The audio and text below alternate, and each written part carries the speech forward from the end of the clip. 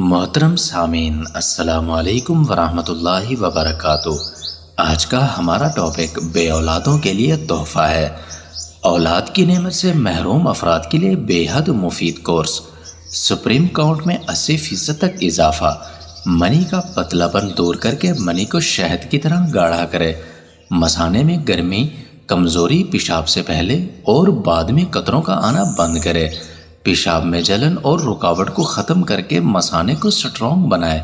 پیشاب پیلا، جل سڑ کر آنا اور بلا ارادہ منی کا اخراج ہو جانا اور جلدی نکل جانا۔ اس کے علاوہ عضو خاص کا پتلا اور سگڑ کر چھوٹا ہو جانا، کمزور ہو جانا، سختی میں کمی، شہوت کی کمی، بے جان مردہ رگیں، نظر کی کمی، چہرہ مرجھایا ہوا، پھول کی طرح پھیکا پن، کمزور پچ کے گال دبے ہوئے، اندر دھنسی ہوئی آنکھیں اور بے رونق چہرہ، بدن کا دبلا پتلا ہو جانا، ہڈیوں کی کمزوری، جسمانی اور اعصابی کمزوری کا علاج۔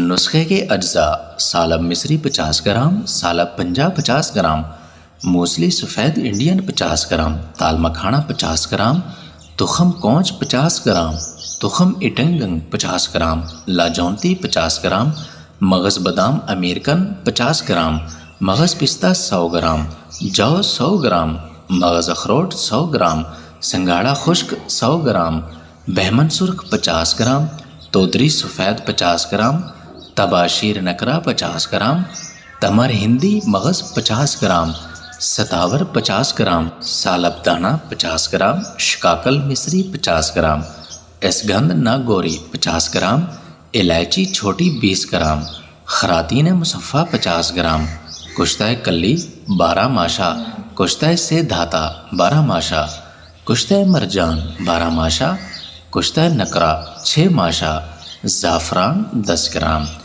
ترکیب تیاری: سب جڑی بوٹیوں کو لوہے والے کونڈے میں ڈنڈے میں اچھی طرح کوٹ لیں اور پاؤڈر بنا لیں۔